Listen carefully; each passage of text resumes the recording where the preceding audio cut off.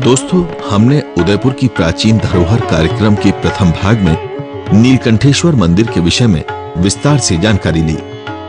इसमें हमने मंदिर के इतिहास, स्थापत्य और मूर्तिकला के बारे में विस्तार से जाना। उदयपुर में नीलकंठेश्वर मंदिर के अलावा भी कई ऐतिहासिक स्मारक हैं जो धार्मिक और लौकिक दोनों ही प्रकार के स्थापत्य के अंतर्गत आते हैं। ये स्मारक एक प्रकार के क्रमबद्ध ऐतिहासिक विकास को दर्शाते हैं।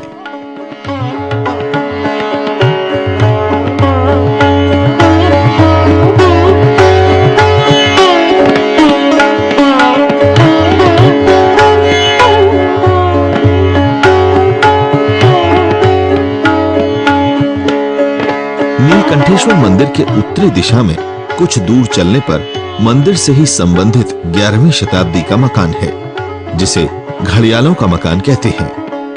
यह अपने आप में एक अनूठा स्मारक है, क्योंकि आमतौर पर लौकिक स्थापत्य के नाम पर केवल राजा महाराजाओं के महल या फिर किले ही मिलते हैं। 11वीं शताब्दी का एक आम आदमी का रिहायशी मकान प्राप्त होना एक दुर्लभ खोज है। उस पर भी उस परिवार के लोगों का पीढ़ी दर पीढ़ी वहां पर आज तक रहते आना, ये तो एक विलक्षण ऐतिहासिक अनुभूति है, जिसके रोमांचक अनुभव से इतिहासकार अछूता नहीं रह सकता। इस मकान में मंदिर के कर्मचारी रहते थे। ये 2 मंजिला मकान है, जिसकी निचली मंजिल में सूर्य की स्तुति में अधूरा संस्कृत का अभिलेख है। मंदिर के कर्मचारियों के वंशज आज भी इस मकान में रहते हैं। परिवार के मुखिया श्याम सुंदर शर्मा ने बताया कि उनके पूर्वज घड़ियाल बजाते थे। ये परंपरा उनके दादाजी पर खत्म हुई। उनको 200 साल पहले तक के वंशजों का ज्ञान है। हरि राम जी के पुत्र थे प्यारेलाल जी, दौलत राम जी, हरप्रसाद जी, हरगोविंद जी और बाला प्रसाद जी। ये 5 भाई थे। 5 भाई एक्सपायर हो गए। अब हम 3 भाइयों की संतान हैं। 3 भाइयों में हरप्रसाद जी के हमें परिवार में बड़े श्याम सुंदर।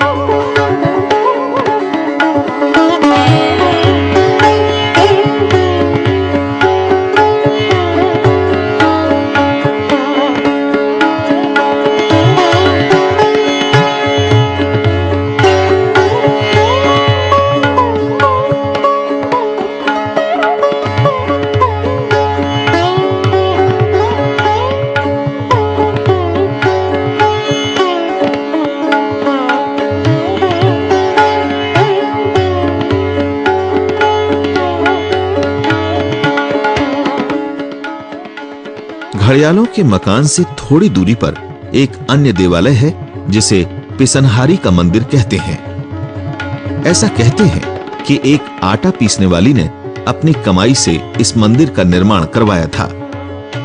स्थापत्य की दृष्टि से यह बाद का बना दिखता है।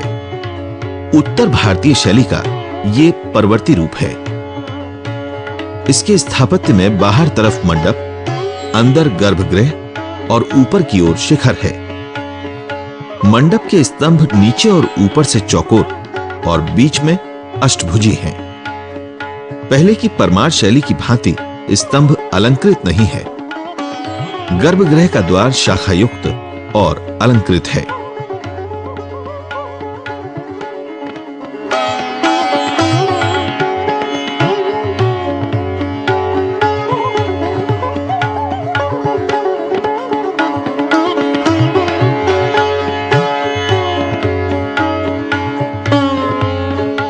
द्वार के ऊपर ब्रह्मा, विष्णु और महेश की प्रतिमाएं हैं। इनके बीच बीच में 9 ग्रहों का अंकन है।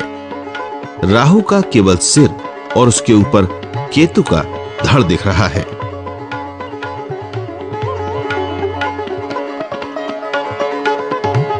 गर्भगृह के अंदर एक शिवलिंग स्थापित है।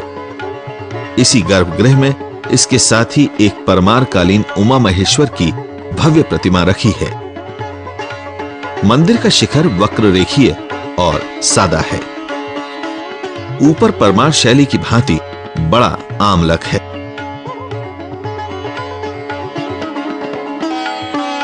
भूमियां नीचे तक आती हुई भूमि शैली की अनुकृति करती हुई प्रतीत होती हैं।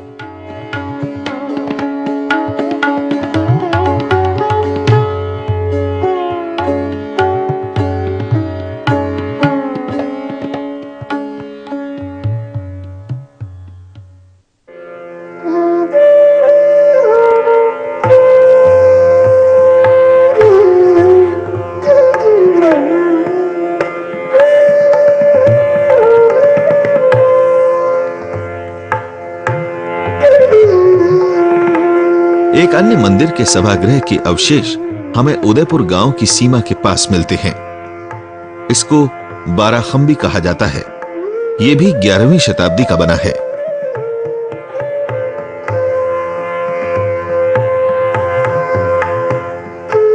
नीलकंठेश्वर मंदिर से कुछ ही दूर पर पहाड़ी के पास एक स्थान है जिसे रावण टोला कहते हैं, जहां पर नृत्य शिव की विशाल प्रतिमा है। ये 26.5 फुट लंबी और 13.8 फुट चौड़ी एक ही पत्थर पर उकेरी प्रतिमा है। शिव प्रतिमा भूमि पर ही लेटी है।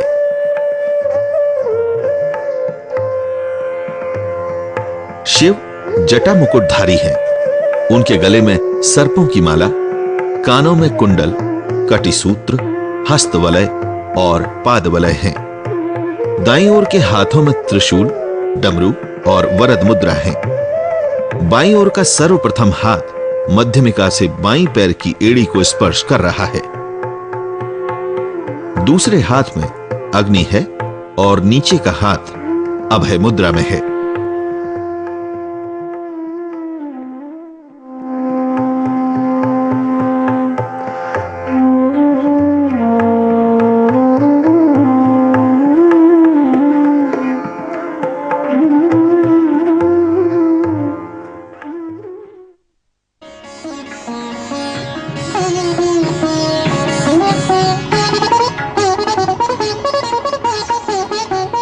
(1325 ईस्वी में सुल्तान मोहम्मद तुगलक ने उदयपुर के मंदिर को बारूद से उड़ा देने का आदेश दिया, परंतु पुजारियों की सूझबूझ से रातों रात इसे बचा लिया गया।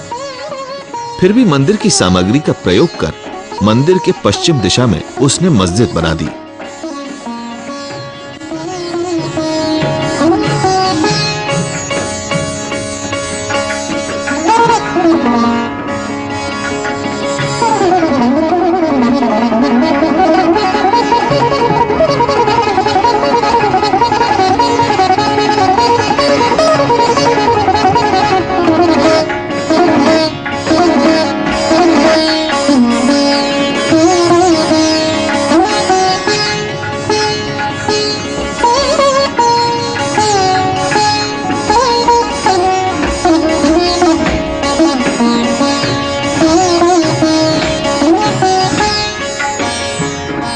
यहाँ फारसी में लिखे शिलालेख भी हैं जो मोहम्मद बिन तुगलक को इसका निर्माणकर्ता बतलाते हैं।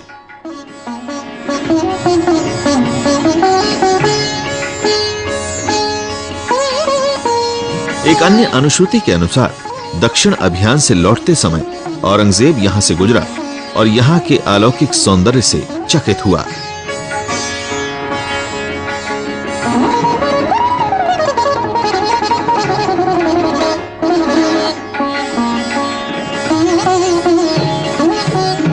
उसने मंदिर ढहाने की आज्ञा देने का निश्चय किया, परंतु देवता ने उसे रोगाक्रांत किया और स्वप्न में प्रताड़ित किया, जिससे उसने अपना ये विचार छोड़ दिया।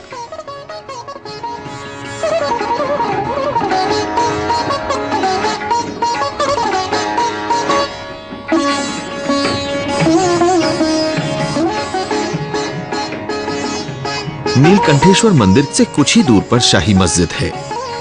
ये जहांगीर के काल में बनना शुरू हुई और बनते बनते शाहजहां के काल में पूर्ण हुई। इसमें एक स्तंभ युक्त आयताकार हॉल है। इसकी दीवार में मेहराबें हैं। बीच में मिंबर है, जिसमें दाईं ओर प्रमुख मेहराबें हैं। मेहराब नमाज अता करने की दिशा दर्शाती है। हाल में 12 स्तंभ हैं, जो नीचे चौकोर, बीच में अष्टकोणी और फिर ऊपर से चौकोर हैं। इनमें कोई अलंकरण नहीं है। हॉल के उत्तरी ओर मेहराब के आकार की पत्थर की नक्काशी युक्त जालीदार खिड़कियां हैं। मेहराब का चाप ऊपर से नुकीला है, जो 14वीं-15वीं शताब्दी के इस्लामी स्थापत्य की एक विशेषता है।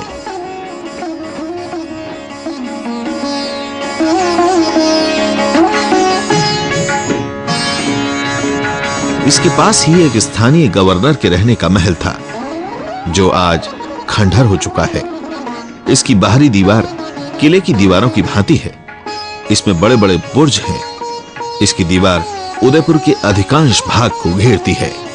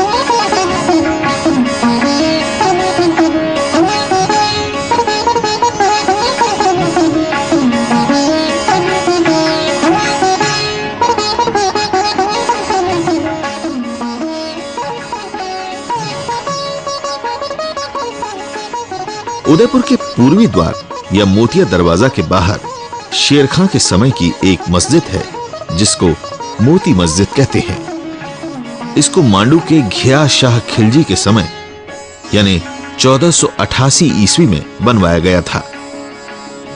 मस्जिद का स्थापत्य मांडू के स्थापत्य की भांति है। इसमें संस्कृत और फारसी दोनों के लेख हैं।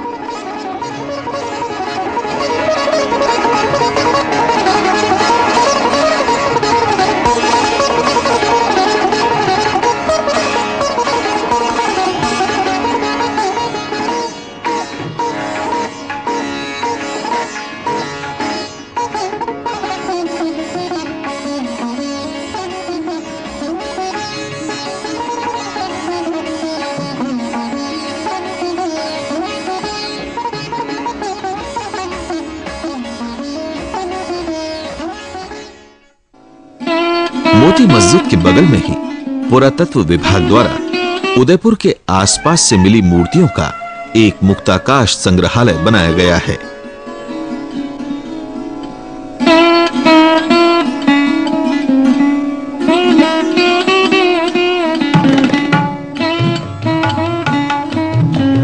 गांव के बाहर ही महामाया का मंदिर है।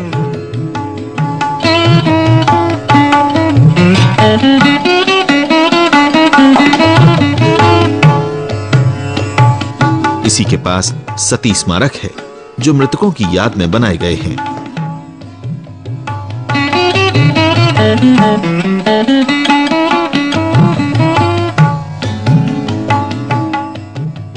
यहीं घोदाऊद की बावड़ी है जिसमें घोड़े पानी पीते थे।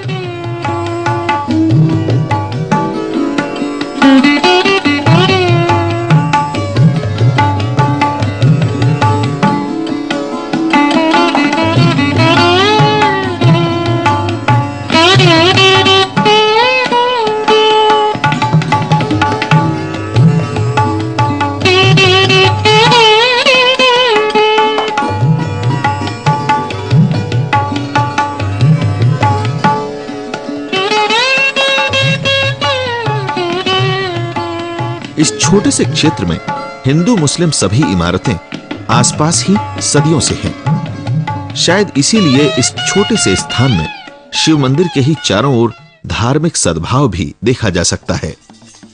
भजन मंडली में हिंदू और मुस्लिम दोनों ही भाग लेते दिखते हैं।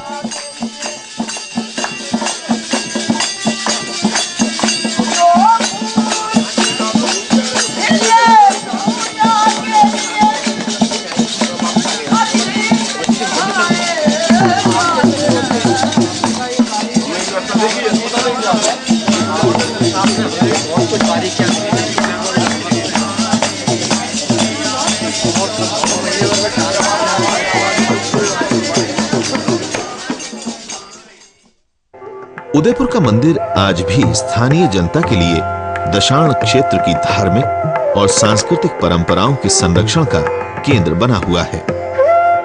विभिन्न तीज, त्योहार, मेले यहाँ की धरोहर को निरंतरता देते हैं।